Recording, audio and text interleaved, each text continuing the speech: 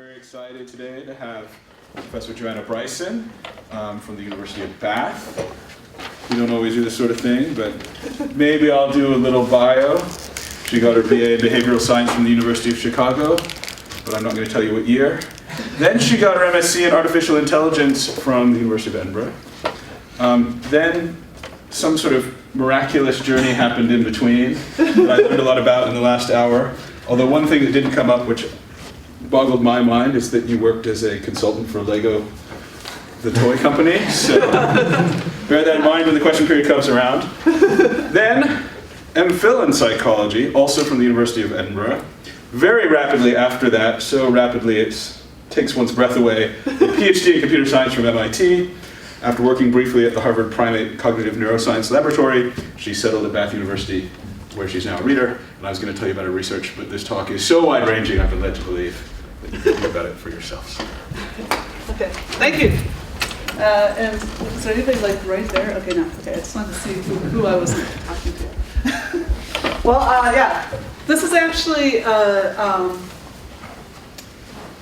you care? No, you probably don't care. I could tell you the history of this talk, but let's just do it.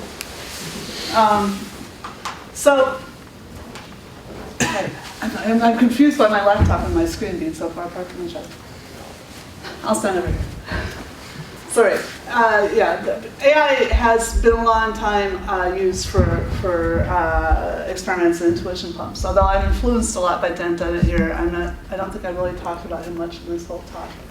But I just bring him up because he's stereotypically thought of as one of the people. He talks a bit about AI, but he's really using AI to get you to think about consciousness and things like that. So he uses AI as a machine to get us to think about what it must be to have a mind. And this is something that was like the main line of both this and the other talk, the AI and pro-social behavior talk that I offered. One of the things I'm trying to get across to people is that artificial intelligence is here now, right? We've had artificial intelligence to varying degrees for about 50 of the 60 years we've been talking about. We had programs that did things, that played checkers or whatever, and we're getting better and better AI. So this is just all sort of meta talk at the beginning. The main point is that we keep thinking that we don't have artificial intelligence yet. And this leads to weird conversations in ethics. And I think the reason that we don't believe that all this incredible stuff that is changing the world right now, all this technology that is artificial intelligence, isn't AI, this intelligent technology that's not AI with a capital AI, is because we keep expecting to see something that looks like we conceive humans to be. All right? So what I'm trying to do in this talk is it's kind of stringing together 3 pieces of my own research. I forgot to put on the slide, sorry. I altered this talk for something called the Shanghai Lecture Series, and that's what I was trying to decide whether to tell you before, and I didn't, but I should have. Okay, so sorry about this. So, in fact, do you guys know I was on TV last night? That's part of the reason I'm really confused now. I was on Channel 4 last night. People keep asking, because people are starting to worry about AI taking over the world again. And the current thing is the Nick Bostrom line about superintelligence. Okay, now it wasn't originally his. People have been talking about this since the 70s. But it's the idea that when AI starts being able to program itself, then it's going to take off. It's going to be like an evolutionary system, and it's going to go faster than us, and it's going to be better than us, and it's going to wipe us out and dominate the world, and turn us into paperclips. And the thing is that we were just talking about this too. I'm also confused by the fact that I had the Q&A before the seminar. So there's a master's class that's before the seminar, and then I also had this really cool talk with the women, mentoring women philosophy students. So that was cool too. So now I'm trying to remember what I've said for this. Right, I actually think that most of the things the superintelligence people are predicting are real phenomena, but I think they describe the current world, and they describe what human intelligence and human culture are doing, that we have a runaway process already, that we're turning almost all the biomass on the planet into humans and dogs and sheep and cows and corn, right? And I think there may be graphs of that later in this talk, I can't remember. I'm confusing the two talks now too. But if I don't, just ask in Q&A, I'll show you some really scary graphs of that. So it's not that I don't believe AI can explode, it's that I don't believe that AI is ever the problem, that AI is going to become the thing that's the main motive force, it's the principal agent, all right? So I can't remember what I said here, all right. Yeah, so the confusion over the nature of both intelligence and moral subjectivity is the thing that's behind all these sensationalist claims and fears. And it's not only a confusion about artificial intelligence, it's even more a confusion about human intelligence. And even since I wrote this talk, even since I've been doing this in the last few months, I've started to realize the fact that people keep projecting AI out as an other may actually give us a better chance to talk about some real ethical issues and about how our current society is changing because of the distancing we get talking about AI. But mostly I worry about the fact that it makes people reason weirdly.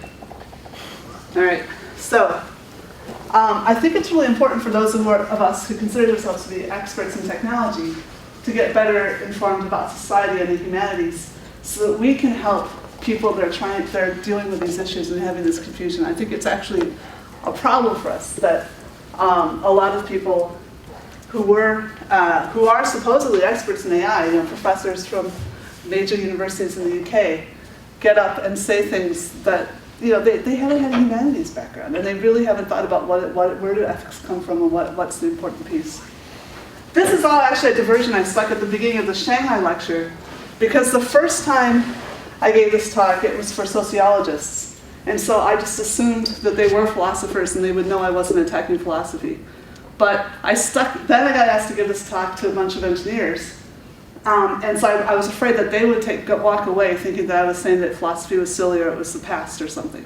Absolutely not. That's why these few slides are stuck in the beginning saying, actually, the more we think about this, the more we understand clearly the role of the humanities. So science is about explanations and predictions. It's about data and understanding the world, right? And when you understand something well, one of the ways you can test that is if you can make a prediction.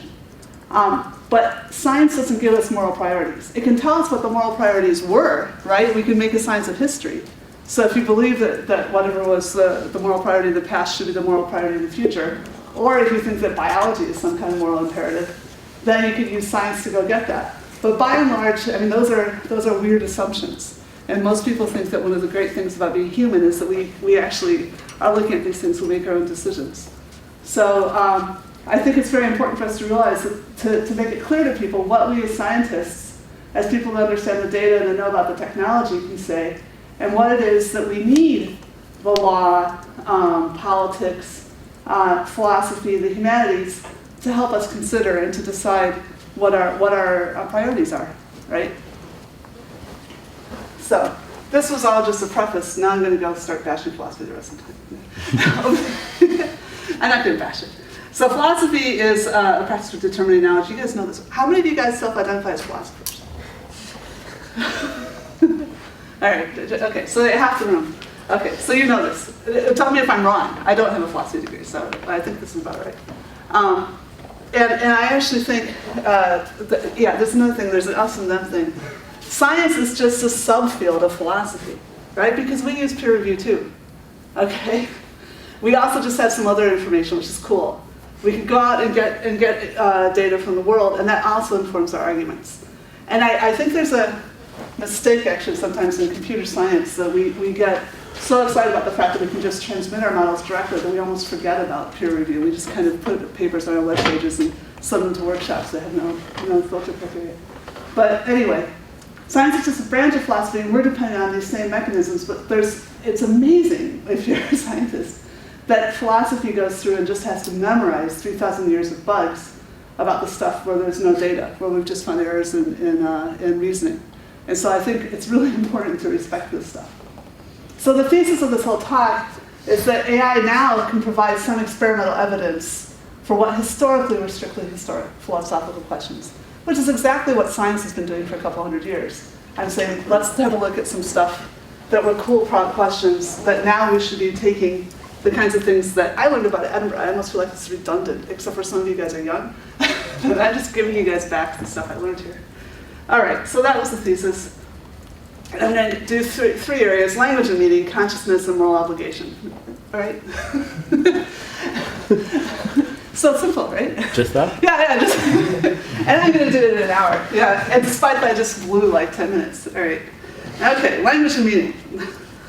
So this is apparently Klein. I never actually met him. Too bad. But what do we? One thing you can think that we get meanings is from is a sense of definitions. You just point at something, go chair. So everybody got that? Right? So you guys already knew it. So I just got this. It's sort of a caricature of Terence Deacon's theory of semantics, which is that basically as a kid you grow up and you have experience of things. This is my incredibly bad drawing. This is supposed to be a chair. This is supposed to be a table. This is supposed to be running, because I knew verbs were hard, so I was teasing. And then you have all these concepts you've established, including justice and phobia, and you learn labels for them. And then eventually you get sort of symbolic relationships between these. Hi. All right, and so that was the symbolic species. We were special because we learned about this, we got to the symbolic level and we started being able to swap words around after we got to that point. But we still use these essential definitions to get there in the first place. Again, please tell me if I'm making a fool of myself and underestimating Deacon horribly here. But what I learned about in Edinburgh was large corpus semantics. So is there any of those guys? Oh, there's one. Oh, two, if you count me. There's two papers that didn't have Edinburgh. All right. And so who hasn't seen this kind of work before, the large corpus linguistics? I know at least one person who hasn't seen it before. Have you guys all seen this stuff? No? Okay, there's a few people I haven't seen it. Some of the people who taught it to me are sitting in the front row. That's okay. So what do? You record co-occurring words. That means words that appear like, so if this is a target word that you're trying to learn the semantics of, words that appear within sort of seven words on either side, and you look within those 7 words and look for fairly frequent words. If you look at the 75 most frequent words, they're basically closed class words like can be and the. And then all you get is syntax. You don't get the semantics. You do get syntax, which is kind of interesting. But if you use the second most frequent words, then you just say, did this word occur at all? Then you create a meaning, which is a cosine in a 75-dimensional space. All right, so you're just sort of combining that you're just taking the 75 vectors and saying, okay, where is that? And you can create a point in space. So how would we know if we were right? Good question. Fortunately, there was these guys that had already defined semantics a few years earlier, and they did it via priming studies. Again, who here does not know priming studies? Don't be embarrassed. I just don't want to tell you guys stuff you all know better than I do. Everyone has seen priming studies before. No, 1%. Okay, good. All right. So you flash a word, for example, lion, on the screen, and it's too fast for conscious recall by the subject. However, then if you give them a random collection of letters, and you ask them, is that random collection nonsense or is it a word? Right? So that's the task. So they saw something, but they weren't able to read it. And then they see something else, and they have time now. They're asked to make a decision to push 2 buttons. Okay. If the word is actually a word, so we're not going to pay attention to the times when the word isn't a word, although they have to exist. But just looking at how fast you can recognize that a real word is a real word, you recognize it faster if that priming word you couldn't consciously recall had something to do with it. Okay? So if the second word was tiger, then you're going to be faster than if the second word was justice, right? If the first word was lion. Okay? So that's the idea, and so basically this is again from one of Richard's students, or 2 of Richard's students, right? 2 of Richard's students, Cog side paper. I have to be married to one of them, so that's why I had access to the figure. But Now this is projected from a 75-dimensional space into a 2-dimensional space, so it doesn't entirely always clear what's going on, and we've lost somehow the 3D versions of these pictures. But anyway, black and white came up close to each other, and king and queen aren't too far apart, and soldier and sailor. And I don't know what mumps are supposed to be next to. Oh, mumps and measles are not very close to each other, but It doesn't look like it works perfectly, but what you do is you check and you say, do the cosines, so forget about the projection is just for tops. The nearness in the cosine space, does it line up with the priming results for humans? And the answer is surprisingly well, basically. And I think Scott McDonald spent a lot of his PhD tweaking it to get as close as possible, and it was around this 70 or 80% correspondence, I think, which I don't know what inter-subject correspondence was in the first place for humans. So that's, anyway, it was good. It's certainly way above chance. Okay, so now this is it was a paper, as I talked about, one of those computer science papers in a workshop that everybody can get into. And it was also an undergraduate dissertation. It's actually, at University of Bath. So we decided, much to Dr. Lowe's chagrin, to look at this changing across time. And we decided to try to replicate. This is what I was really interested in. So do you guys know about this stuff with Banachite and the implicit bias? It's very cool stuff. So, she goes in, we don't have a pen, right? But imagine that I wrote down good, bad, good, good, bad, bad, good, bad, good, good, bad. I don't know, something more random than that on this. And then I told you to go around the circle and tap, every time you see the word good, tap with your right hand. And every time you see the word bad, tap with your left hand. Right? And then we timed how quickly you could get around the circle. And then I told you to switch it. All right? You, as English speakers, would be incredibly much slower. I think actually as European, I think it's in the Middle East would be even worse. Anyway, left is associated with bad to you and right is associated with good. And it would be so much harder to tap your hands the other way that it takes like twice as long. It's not one of those things where you need tons of subjects to get a significant result. You get gigantic result effects. So she uses that to look not only at our bias against the left, but also against women and blacks and various other groups, and what are the associations that we make. So I was interested in showing that this was implicit in our language too, that this could be something that's being communicated across the corpora. So we decided to have a look at these kinds of terms that she uses. But since it was just an undergraduate sort of exploration of the space, I have to admit it was a little facetious, as I often am. So we used God and gods. So this was, we thought, let's put in the plurals because they should come up about the same, and we can double check that everything's working okay. Right? So we put in the plurals, God and gods, man and men, woman and women, good and bad, life and death, peace and war, left and right, dives, and because it's the reverse of God, I don't know, and black and white. Okay, so this is the British National Corpus, which is, I don't remember, like some huge number of words of relatively recent 20th century speech. And you see that things are sort of paired up, and that men and women are near each other, and evil. Weirdly, good is out there with bad, but evil is still associated with religious terms, right? So so it's kind of plausible as usual. Well, so then we wanted to find two older corpuses, and there was nothing as large as the British National Corpus that was really old.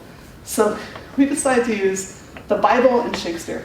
All right, I don't know. It was a good guess. So here's the Bible. The interesting thing here is that you can see that animals and color terms were not moral terms, and this is being dominated, of course, by the Old Testament. And what was I thinking? It's a monotheistic religion, so of course, plural gods is out there with death and women and other dangerous things, right? Whereas the good things like men and actually good and evil are right by God. We're defining them still. But left and right weren't quite as moral either. And men, you are not like other men, so men are out there with war as well. Man is good, but men are not. Similar to Shakespeare. Actually, Shakespeare, the women are idealized as the gods in peace. Now this is like, the humanistic thing has happened, so we've retrieved the foreign pantheon of gods that are back in there, so God and gods is similar again. But woman is the problem, right, in any Shakespeare play. Right?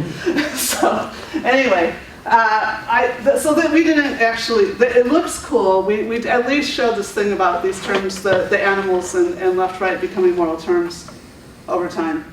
But we didn't manage to replicate Banaji. And interestingly, the nearest miss was Shakespeare, which is more or less single author.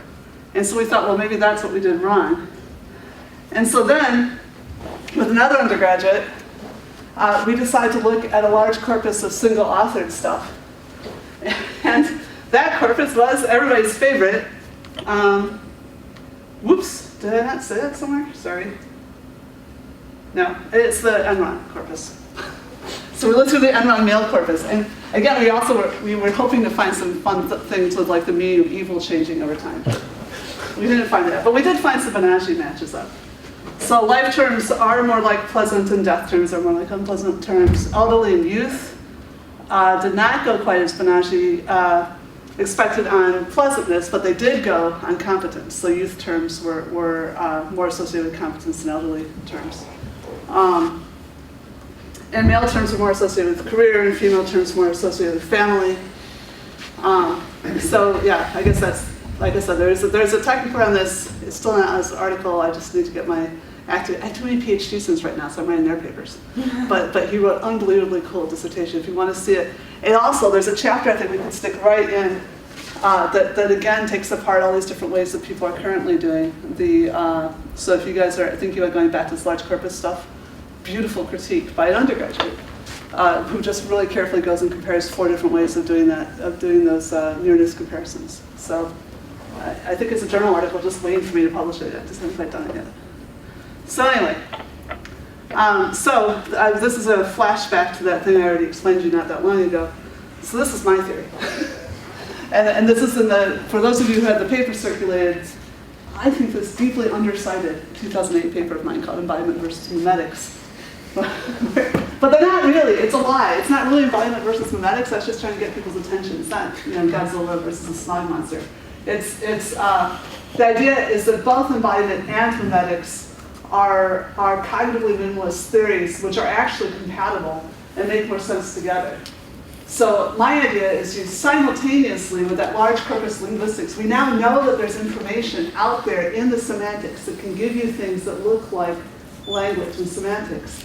And that all you have to do is listen to these regularities and you start to understand on some level of understanding what the words mean. So you can get this love of words, and you're doing that. You're learning language as a game that you like playing with your parents. At the same time that you are learning about the chairs and the running and the events and whatever else, right?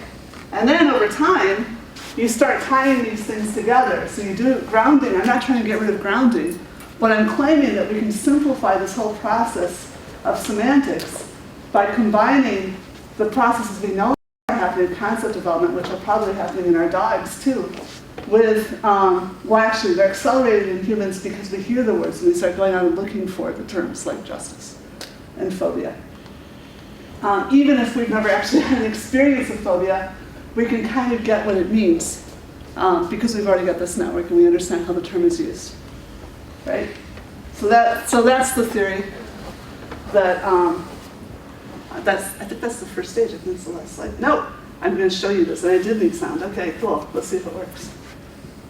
There will be UD for 200. Have you guys seen this? 11 gents conferring on a plan of attack on a football field. Eli. What is a huddle? Right. Okay, do you guys know about this? Do you have any idea what just happened? This is a game that people have been playing on television in America ever since television's been invented. It's called Jeopardy. And this is you're British, I don't know if you're all British.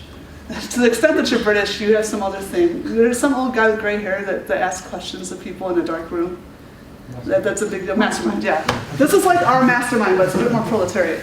All right, so you get people who come out and they can ask little quiz questions. But it's a big deal. Who is the current champion on Jeopardy? Everybody would know.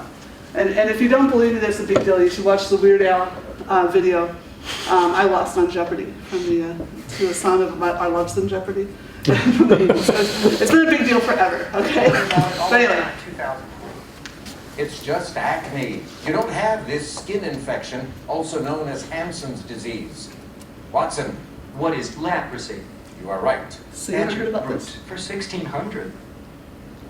Music fans waxed rhapsodic about this Hungarian's transcendental etudes. Watson, Who is Franz Liszt? you are right. Don't worry about it. For 1600. You're just a little stiff. You don't have this painful mosquito-borne joint illness with a Swahili name. Watson, What is dengue fever? dengue fever, correct. Answered brute for 1200. Paganini's 24 Capricci set the standard for etudes for this instrument. Watson, What is violin? good. 2000, same category. From 1911 to Henry, you can see this show off. 1977, composed Etude Tableau for piano. Watson, Who is Rachmaninoff? Rachmaninoff is correct, and that adds to your lead. You're at 13,400. Go again. Don't worry about it. For 1200. You just need a little more sun. You don't have this hereditary lack of pigment. Watson, What is albinism? good. Cambridge for 1600. Answer, Daily Double. Don't ask me why they clap when you get lucky. Yeah. I'll wager $6,435. Yeah, and the programmers put in some jokes. Okay. I won't ask. I won't ask. Here's the clue for you, Watson. The chapels at Pembroke and Emmanuel colleges were designed by this architect. Who is Sir Christopher Wren? You are right, and that actually was 21,035. Go again. The art of the steal. Okay, you get the idea. The two guys that aren't saying anything here, they did get some points. The way they mostly got points was that if the question was short enough, Watson was still parsing it and they could come in. But if it was a long question, Watson usually knew the answer immediately, and it actually buzzed faster because it didn't have arms. but anyway, it beat Watson on a televised, fair. Watson beat the two total champion scary individuals who always win Jeopardy, and were the two reigning champions. And this was a huge deal in America. And you guys haven't seen this. Some of you seen it. But I was in a really important. This stuff is now out. If you want to read it, there's these articles are out there, paywall. But fortunately, one of the guys who's in charge of trying to make money out of this thing is a graduate from Bath, and so I got all the videos years ago, and I got to see a bit about the architecture. But basically, it read, right? It internalized in the same way that we internalize those corpora, well, with a little bit more sophisticated representations, like all of Wikipedia, a bunch of other sources. Apparently one of the big, because they were doing generative text off of what it was learning, so one of the big mistakes was they had it read the Urban Dictionary. they had to back that back out of the But anyway, so they hadn't taught it politeness. But anyway, there's an article where I foolishly waited and debated, although I don't think you noticed, Hofstadter on Slate, my only Slate article, saying this is actually artificial intelligence. This is actually semantics to get this stuff done. And I think it's all semantics, but it's a lot of really impressive semantics. And it's a lot of what we do when we try to integrate papers. I think there's a lot of, when we try to bring different knowledge sources together. So we as academics. So I think we are getting there with semantics. And now I'm going to go to consciousness. So that's my best defended part, fortunately, because I don't have that much time for the rest of the talk. This isn't actually my paper. This is another paper. So So take a pause and remember what we're doing here again. My claim is that there's three things that that people in philosophy have been talking about for a long time, and that we now have more information about them. Not that it's the only source of information, we have more information because of AI. So now we're going to talk about consciousness. These guys are talking about consciousness in game characters. Okay, this is not about conscious robots. It's about conscious game character AI. Okay, and it's actually heavily cited, although it's relatively recent. And I'm going to make fun of it, but I'm only making fun of it because I respect it. Right? Because I actually think it's cool that they've actually at least made an effort to decompose intelligence somehow, and we can actually get at it. So the first 3 stages are things that I don't think we really need to, we would not normally, they're really trying to start from basics. So this is like nothing. This is just, there isn't really conscious and unconscious. Isolated reminds me of Genesis. It's like in the beginning, like God separated the heavens from the earth or something. That's like, so isolated is the conscious being and the non-conscious. Decontrolled is the first thing that's easy to get a grip on. That means you have a robot, but the sensors are not connected to the actuators. Okay, so this is the lowest form of consciousness. Now let's go into things. Reactive. That means now you have connected the sensors to the actions and you can do reflexes. So this is what I would call intelligence normally, if I'm talking about AI, or not AI, more natural intelligence. If you don't have actions being generated from what you've sensed, then you're probably not intelligent. You're probably just rolling downhill or something. What they call adaptive is just learning. I think, and remember, these are getting closer and closer to more conscious. Attentional. Now, I think this is actually key. The first thing I would personally call conscious is when you have something that's unconscious. It's unconsciousness that defines consciousness. Right? So as soon as you have resources that you need to direct somewhere, then you can really actually start about consciousness. Okay. Executive is similar, the idea that you can only be doing one thing at a time. You have multiple goals, you're attending to one of them. Emotional. Okay, this one is where I don't know if you could actually discriminate this. In fact, I do a little work on emotional AI, and I've suggested that you could basically allocate an emotion or a drive to each, biological role that you're trying to maintain. So I'm not sure I would actually break those out separately, but they did.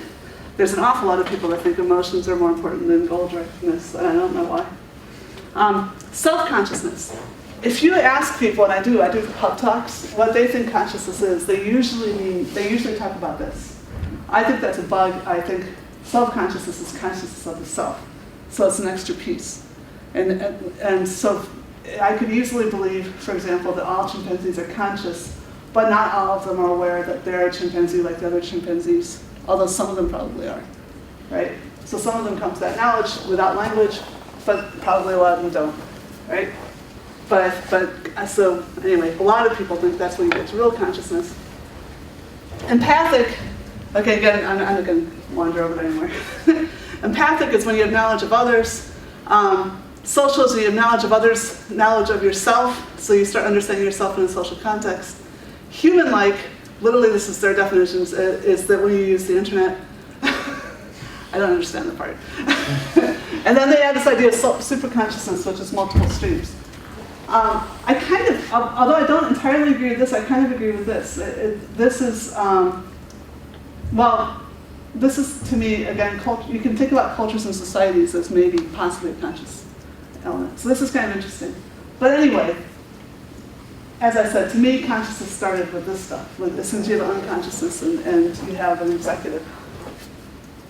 So I first gave you something that's coming out of the game AI literature, people trying to actually, what is this about again? It's about people who are programmers that are trying to build something, saying what do you need to have a conscious system? And I'm only going to give you 10 minutes total on this. That was the first 5, giving you something well cited. Here's something that's really poorly cited, but I think it's cool, so I'll give it to you again. I think consciousness is a specific kind of attention. It's a name for the feeling you have while you evaluate chains of actions with intermediate outcomes. So you're trying to get from one place to the next, and you have to evaluate them. If you know what you need to do, if you have it reflexively, then you don't become aware of it, right? So what is going on when you do that evaluation? I think the main purpose of the evaluation is that it's what allows you to learn new plans. It's not for executing a normal plan that you already know well, all right? So in this case, if I'm right, if that's what's going on with consciousness, language only helps, only. So culture accumulates concepts, right? We have a bunch of things that are useful. We teach them to our kids and to our students and our friends and everybody else we're trying to work with. And when you hear a term, when you hear about a concept, then you focus your conscious attention on first of all, if you just hear a word and you don't know what it means, you go and you try to find the concept. And once you have that concept, it's like a fulcrum. It allows you to get more work done, right? So it allows you to focus your attention on things that are likely to be useful. So they're a bag of tricks. Again, this is sort of done at light. And then back to what I said before, self is one of those really useful concepts once you get it down, that you really are like those other agents that you're reasoning about. So what does this mean for artificial intelligence? Now, this has nothing to do with philosophy, it's just sort of fun. I think you only need to have consciousness if you need to have unconsciousness. So for example, there's a bottlenecked cognitive resource. All right? So if you do have this bottleneck, then where are we going to apply it? So we've got a finite resource, where do we apply it? It makes sense to apply it on tasks you're currently doing, because tasks you're currently doing are the kinds of tasks you do. So maybe it's more likely to be useful. And also, you should apply it in proportion to how uncertain you are. All right? Because again, remember we're doing a search. We're searching over possible plans, and we're trying to. I should have been water. Yeah. Sorry. All right. So you're searching over all the possible plans, and you want to search for as long the amount of time you want to search for is proportional to how uncertain you were.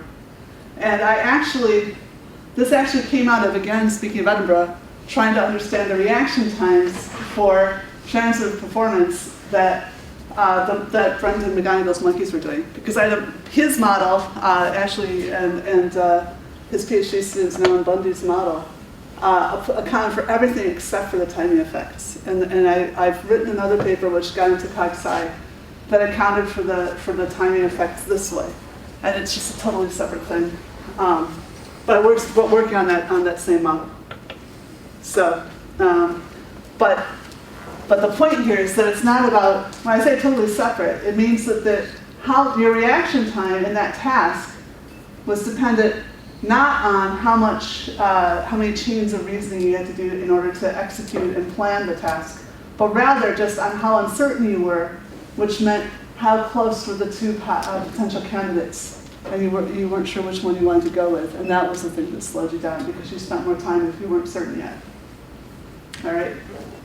Also, you're going to attempt other novel events, and that's why you get the deer in the headlights response. So if there's something that basically, there's a model, again, it has to do, if something happened you totally couldn't predict, then you stare at it, so you hope that you get better at predicting it. Right? So where's the point of intervention? It's actually, my assumption is you're doing action selection as usual, but then you inhibit the action expression while the selected action is in mind, and then you update the models. It's sort of EM-like. And if the new action becomes salient, you have insight. Herb Simon wrote something very much like this. And then you flush the plan and start over. Otherwise, it's quite likely the updated model doesn't have any immediate impact on behavior. It happens the next day. And again, if you want, I can give you citations in the literature on that. The sleep consolidations. Okay. I don't know if I've convinced you. Maybe you guys believe. But quite often, if I do this kind of thing in a pub, people hate my definitions of consciousness. All right? And so how many people, I shouldn't say it, how many people hate my definition of consciousness? Okay? Just think in your own mind. That, I don't know why, but people really, really don't want to think that it'd be easy to build consciousness, right? That would be bad for some reason. Which is, of course, everybody. There's enough half people in the room. Our philosophers show that's a really bad reason. Right? So why would it be bad if consciousness were easy to build? Yeah. Yes, it's the ethics. Yeah, there we go. The baby elephant and the ball in the room. Right. Okay. So I don't know why I chose that picture either. Yes. So now this is my incredible bridge to moral obligation. So now we're on to its third, completely different topic in 15 minutes. All right. But you got consciousness in 10 minutes. So okay. It's been my experience that people want to make AI they owe obligations to. Maybe not all people, but there's a lot of people who really, really want to do this. And you can see this is me being a snark. They want equals over which we own, right? So let's just. I'm just going to assert a bunch of stuff. And again, the only work in this part that AI is doing, so there's no more pretty graphs or anything. The only work AI is doing here is that we have had the experience of building stuff, and so we can start taking these pieces apart, just like the consciousness thing. It's just the experience of building things and saying, where would I intervene and put these things? Well, now it's not so much in the agent, it's actually in the society. Ethical systems are something that are regulating at the social level, they're individual actions, but they're about how we behave socially.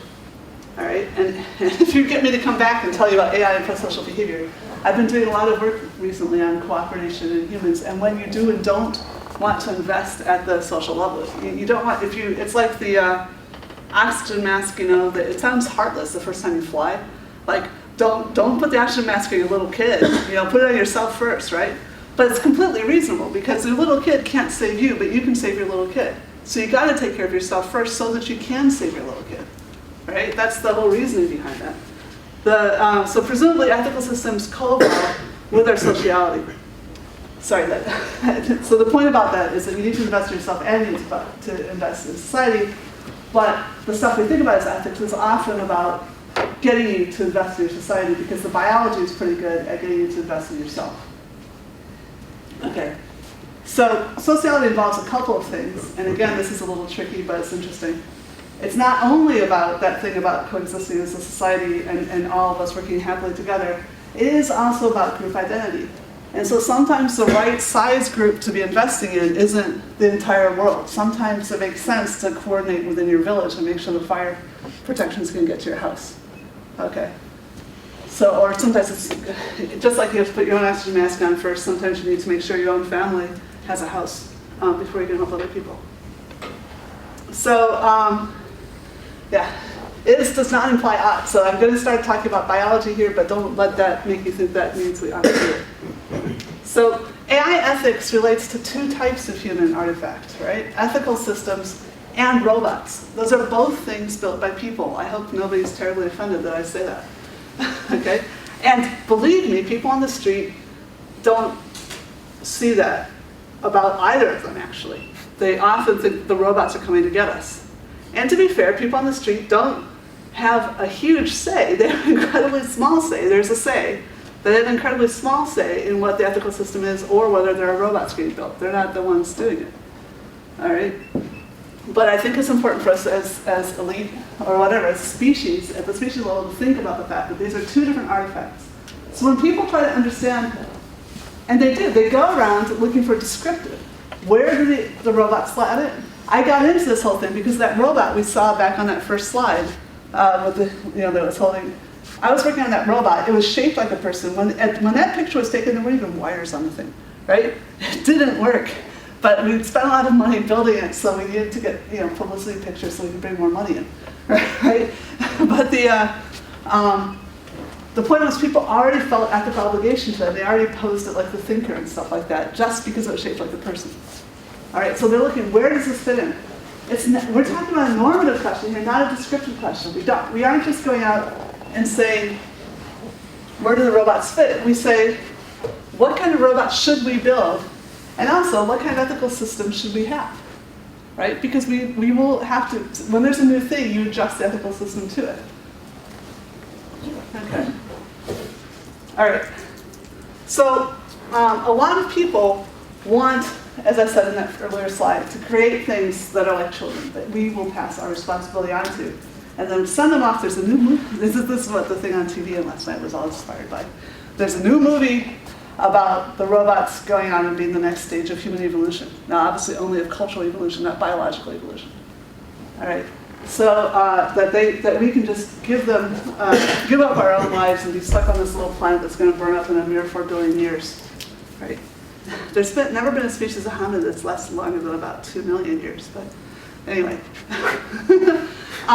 So the question is whether there's utility in doing this. There's not a question whether it's possible.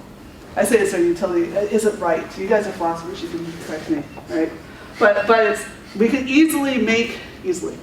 we can at least easily imagine an ethical system that says, in fact, we might already exist in one, that says, oh yeah, robots, we owe them ethical obligation. But the question is, should we? Okay? Okay, well, to get there, let's define moral action. Why not? So, first of all, the behavioral context affords more than one possible action. Otherwise, it's not moral, right? There's no choice to be made. Okay. Secondly, at least one available action is considered by a society to be the more socially beneficial than the other option. And finally, the individual is able to recognize which action is socially sanctioned. Okay, we don't usually consider that the goldfish in the household has any obligations, even if it might do something that's inconvenient to us, right? However, we do think that our dog has an obligation not to poo in the middle of the floor, and that it knows it's not supposed to poo in the middle of the floor. And we actually sort of suspect when it poos in the middle of the floor after we didn't come home in time to feed it, that it knew what it was doing and that we might be the ones who are bad and we were appropriately punished, right? so I think that we commonly think about pets doing this, and actually if you read the primate literature, like you read Franz de Waal, you will find out that monkeys do things like this too, that they sanction each other if they violate norms. Like if you hardly ever see them violating norms, but once in a while, like a dominant beats up too much a subordinate and the other ones coalition together and start screeching at it. I mean, they don't take a lot of risks, but they do sanction. Okay, so furthermore, if that's all it is, yes, we can build in robots. Okay, so in that case, we can say that the robots are capable of taking moral actions. But that's not the only question. There's the question of, even if it's taking the moral action, is it the moral agent? Is it the thing that's responsible? Okay? And when I'm deciding about who gets the responsibility, I have to consider this by a society part, all right? So I think, just to be fair, and I'm not saying that current robots deserve this, I'm just trying to be super hyper fair, that we need to consider the pros and cons, not only for human society, but also for robot society. Okay? Now, if you're wondering what the alternative is, it's that, and this is what I basically do. I have a paper. I wrote 2 articles about AI ethics, and nobody paid very much attention to them. People liked them if you put them in front of them, but they didn't basically cite them very much. So then I wrote, robots should be slaves. And now everybody cites that and says how wrong it is. But at least then I get flown around and I get to talk about it, right? So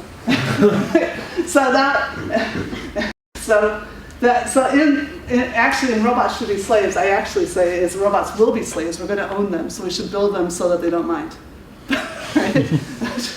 But anyway, the alternative is considering them as basically an intelligent prosthetic of human will. Okay, like own dogs and like children, that children are our moral obligations. So even though they're autonomous actors, their parents are responsible for what they do up to some age. Okay. Okay, so for human society, the pros of displacing our responsibility onto them is we feel godlike, and possibly culture will persist longer than planetary limits. None of our technology, what's it like? How long is the mean time to failure for a file format? Like 8-9 years or something. That whether you can read a file that's been written on a disk. Right? But maybe the robots would last, we would build something that would last longer than the 2 billion years that we might be around as a species, right? Also, we might produce better tools. Maybe possibly autonomous robots would be greater artists or something than robots that are extending their own will. I mean, fully ethically, legally autonomous, not just like, capable of making their own goals. The downside to me is, and this is really significant, this is why I've started putting my time into this. It was actually during the second Bush era. I got upset about the fact that people were talking about ethical robots for the battlefield, because there had already been a lot of displacement of responsibility from the executive into privates in Abu Ghraib, who were they were under-trained. They weren't even military. They were from the National Guard.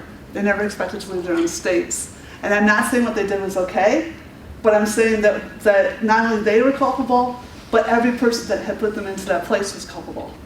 And so when people started talking about robots being ethical, I started saying, oh my God, they're doing it again. They're trying to bring the privates, which aren't even privates now, they're just robots that are programs that we wrote the code, right? So I think it's a moral hazard, politically, also commercially. The commercial moral hazard is, oh, your robot needs more clothes, right? Don't leave your robot. There's already websites. If you don't come back today, your doggy's going to die of starvation, right? So it's both a commercial and a moral and a political moral hazard. I'm more worried about the political one, but some misattribution of blame and resources if people don't know whether or not the robot suffers. Okay, well, what about the robots? Okay, there is no such thing robot that we benefited, right? So this is a joke. I'm sorry, it's a philosophy joke. But the cons, if we were able to get to that point, is that why put them in a situation of competition of humans for resources? And actually, the main thing, and this is again, I don't honestly think, between us as technologists, that we're going to get to the point where this is really a big issue that we won't. It's not that I already told you. I think AI is here, and I think we're making. I can't believe the rate at which things are happening. BT is getting really good for their own purposes at speech recognition, at speaker independent speech rec. Amazing stuff is happening around us, like at incredible speed. And yeah, a lot of people don't even notice because it just becomes more like humans, so it's more transparent to them. But it's unbelievable what's going on right now, and the competition, all the resources of the planet are going to like Facebook and Google. It's incredible, right? So I'm not saying it's not because of the AI, it's because of the making something exactly like an ape is such a dumb thing to do, right? And I don't see that. It's also technically, mechanically difficult. So I don't think we're actually going to make human-like things that will fight for us. But if we did make something, if we do live in an Asimov world where we have almost exactly human-like things, the one piece that I think we should leave out, which you don't get left out by evolution ever, is the stress of social dominance. So this goes back to the robots should be slaves. And any human, finding out that you're subordinate is literally bad for you. And it's not just humans, monkeys, rats. When you lose a competition, genes flip in your head, you become a weaker individual so that you avoid conflict in the future. So the one that wins is more likely you're just going to get out of their way. And the one that winning is good for you. One of the, these papers keep coming out, but one of the really strong ones is the British civil service. So you can totally match people up for their income, their health, their background, everything else. And just how far up they got in the civil service determines how long they live. Okay, so. In which way? So like the further up, yeah, people think stress is bad. No, but the more senior you are, the longer you live. So this is a particular kind of stress, which is this knowledge of your own subordinate status. And so I don't see why we have to build that into robots. And if we don't build that into robots, then a lot of the ethical conundrums go away. Then they can serve. This is like Hitchhiker's Guide to the Galaxy, I know. But basically, we build them to serve, and it's not a problem, right? But anyway, yeah. There's not the other one that I talk about is the you have a right to autosave. I wrote about that in my second ever paper because why should we worry about rescuing a robot or a child? The robot should have a replaceable body, and its mind should be backed up somewhere. Okay, so the robot shouldn't have to worry about that, right? And we shouldn't worry about losing our favorite robot. All right. So the summary for just this section is that, don't forget, it's normative. There's no predetermined rule. And I don't see a reason to organize a society such that a moral agent or patient benefits would be beneficial. Yeah, so back to the actual whole thing. I've now talked about 3 different areas that are normally thought of as philosophy, and I'm not, well, I don't know. Am I a philosopher? You guys can vote afterwards. But I talk about it entirely as a technologist who likes to build things. And I think the experience I had, a lot of it from Edinburgh, I still think Edinburgh's had much more impact on me than, well, I have 2 degrees from Edinburgh, only one from MIT. But even though that was the most senior one, a lot of this comes from my Edinburgh thinking, so it should be familiar to you guys. But some of this comes since I went to Bath. Most of the ethics learning I got there. Right, so anyway. Yeah. Oh, that's what I've been doing recently. I don't know why I put that there, sorry. This is what I've actually been doing in my free time, and that was the other talk, you guys. Didn't get, sorry about that. Right. Artificial intelligence exists. Therefore, we know that intelligence is not supernatural, and intelligence alone does not determine human value. And the humanities are essential, so that was my nice little final thing back for the engineers. Okay, thank you.